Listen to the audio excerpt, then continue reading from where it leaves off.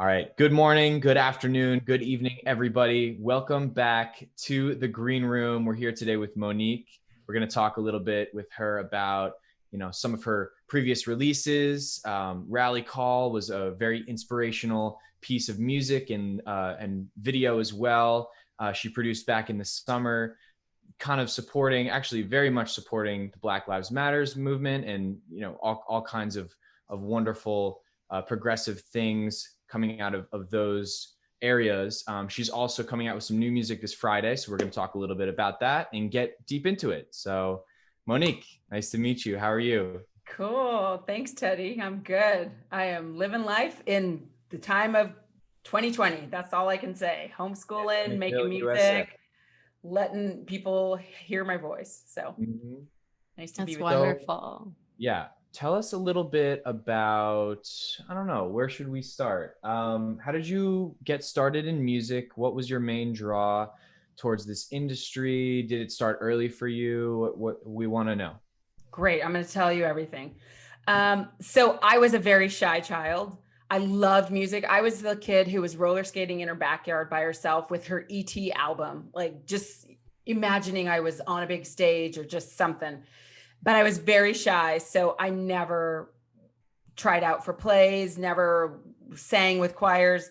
And then when I was 19, I was at school at Berkeley here in California, and I started singing with an improvisational group where it was just creating music on the spot and adding parts and creating pieces that would never exist again.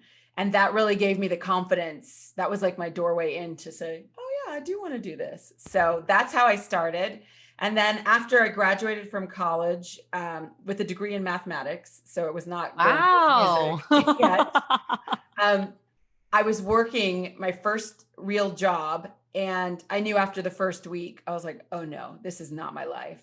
And so from there, I just started going to open mics, joined a jazz band back here in LA with old high school friends, and the road, I mean, that's been it. So I've traveled now, sung in beautiful places around the world, in residencies, and then created independent music. So That's fantastic. That's crazy. Math major? Your degree's in math? My parents were very strict about college. They were saying, if we're going to invest in college, you're going to have a job when you come out of it. Yeah. So studying music or art or performance, at least in my parents' mind, was not an option. Yeah. I haven't taken a math class since high school. Like I did not take a single math class in my undergrad. My STEM area was fitness and nutrition. So I came out like able to get licensed as a personal trainer. And like, that was my science and math education of my college career. So the school was very flexible. I did very flexible. So I'm with you. I took anthropology. The only math class I took in college was sabermetrics, which is the study of baseball math. It's like a 107 level course. It's really fun, but I'm not too math techie myself. I love it. That's such a great way to get people into math. I mean, mind you, it's the only one you took, but honestly, I feel like I learned more in that class than in like any other math class I ever took. So yeah, I took calculus in high school, and I was like, I'm good. I'm okay. I'm going to major in music. That's awesome, though. It's like, it's so interesting to see, because some people are like, yeah, like I did music my entire life and like there was no other option. And so it's a different story that, you went and fully pursued this other career path. Yeah. And immediately were like, oh, heck no, like absolutely not. Like, I'm not spending my days like this. So it was literally after 1 week. That's crazy. Like, okay, I've got to make an exit plan because this cannot be. Yeah. It. So, but going to open mics and that kind of stuff. Recognized it. Yeah. Well, I mean, I think I knew all along. I mean, my parents were very clear with what they wanted. So I did it, and I fell asleep and just kept going on that path. And then I was like, oh wait, this is not me. So they let me move back in with them and work on my music. Check the rents. Yes. Yeah. I was going to say, nod to the parents. That's always nice. I had to move back in with my parents when the pandemic hit. Since I have gotten back out. Oh yeah, Teddy's hanging.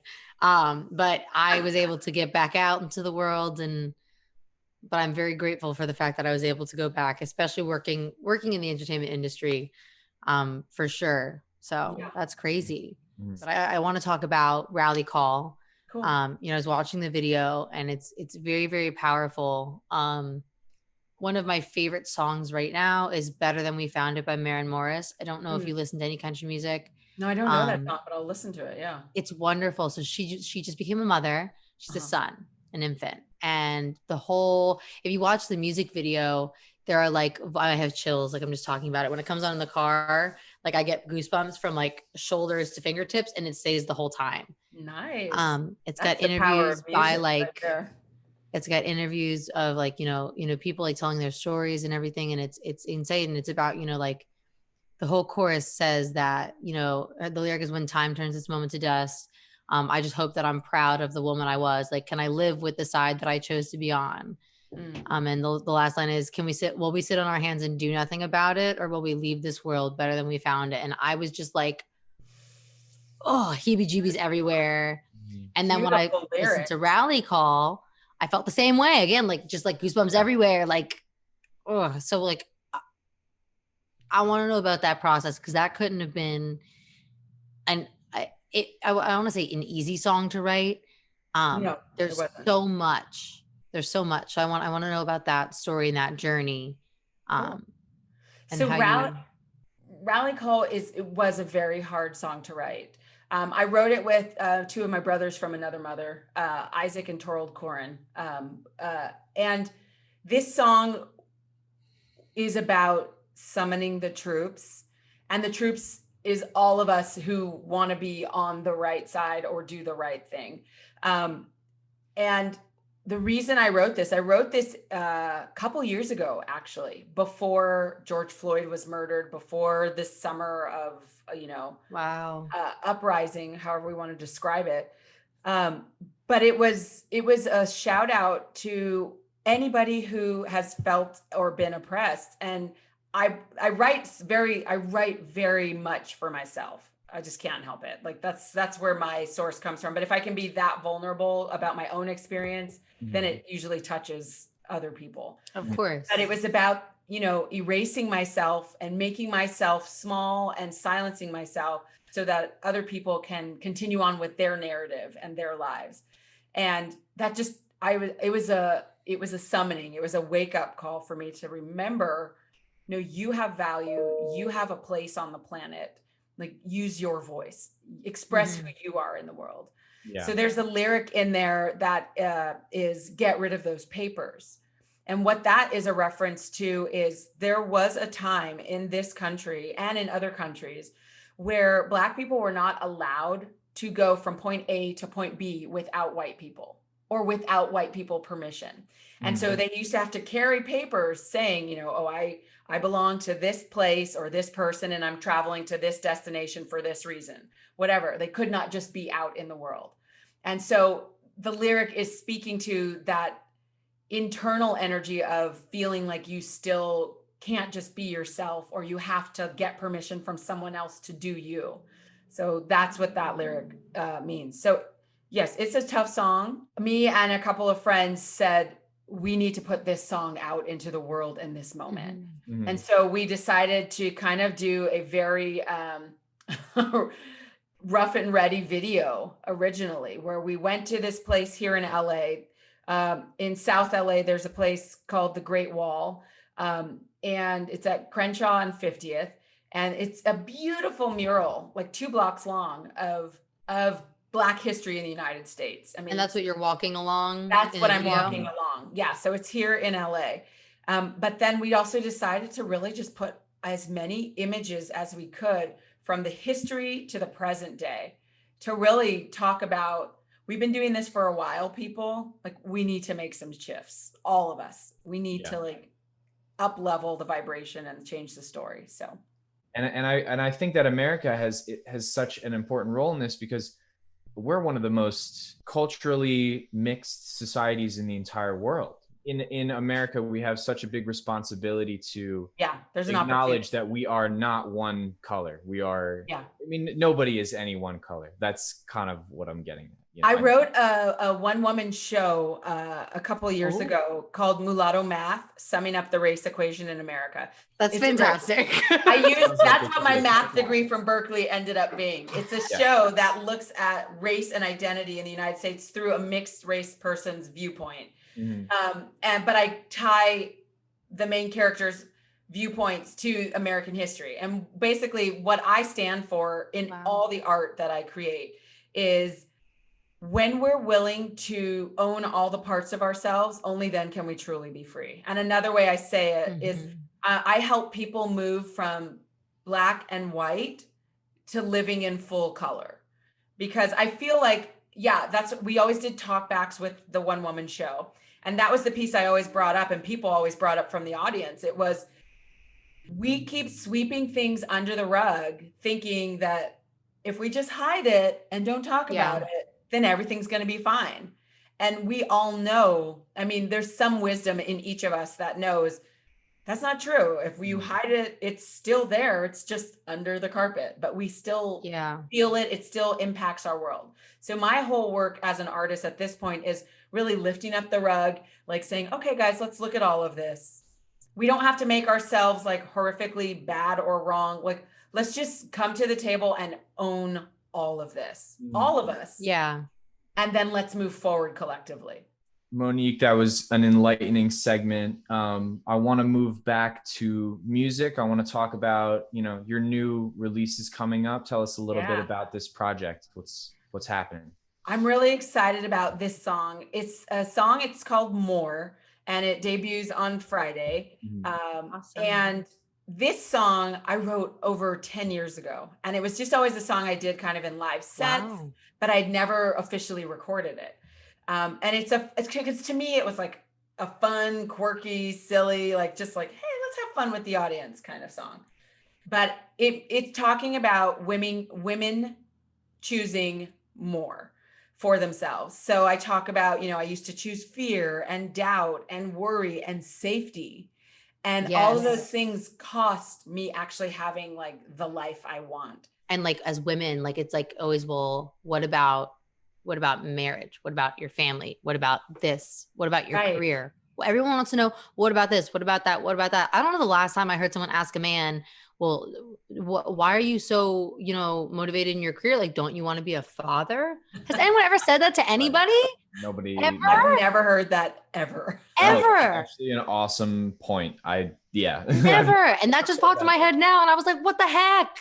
That's exactly right. That's what the song about. And the video is so fun and cute because it shows the woman in all the roles in her life. She's making a home. She's mothering. She's doing her business stuff. She's a rock star. And then it is all tied together by this like divine inner wisdom character who is just like, you can choose more. Like, it's so fun. That's awesome. I started a campaign. I actually didn't think to show you this, but I'm going to show you this. I started a campaign with all the friends and family and people who follow me, where I'm telling people, tell us what you're choosing more of. And women from all over the world are printing these out or writing it themselves and sending them in like little videos. I have so many fun little videos of women just saying, I choose more sex. I choose more joy. Like, it's beautiful. That's great. Yeah. I love it. Well, I think this is as good a time as ever to insert. I think we're going to have a little exclusive acoustic version of More from you. Yes. So this is Monique with More. This song is my theme song, and it's entitled More. Yeah. Oh.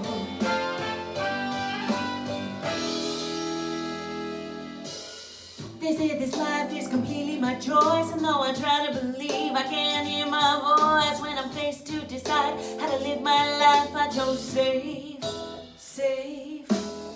Instead of trusting dreams are waiting for me to put the pedal to the metal and just receive my mud fields with the spills of insecurity. I chose doubt. Oh, I need a minute to myself. I'm gonna take my ovaries off the shelf and be the woman that I know I am. Oh, I live small, that's not my plan. I choose more.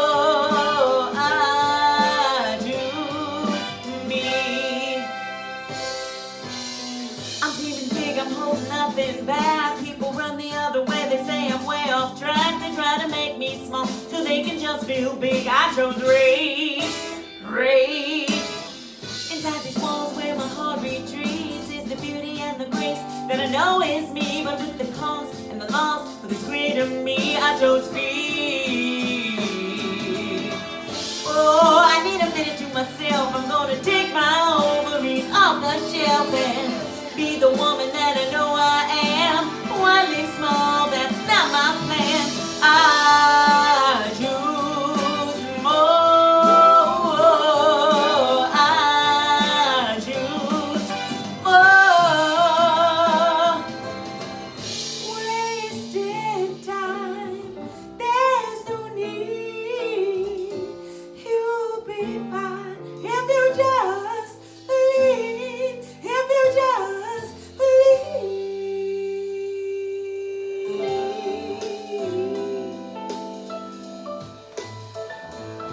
Suddenly, though my night, let it down.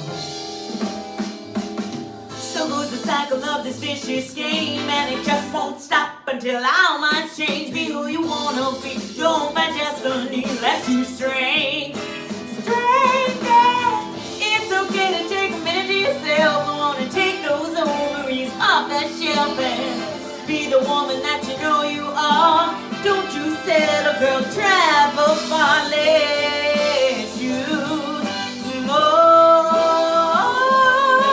Let's choose more.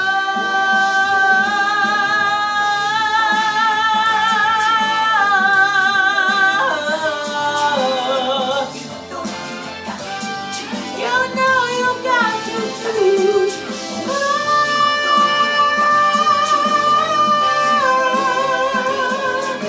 Let's choose more. Tell us where we can find you on socials, anywhere.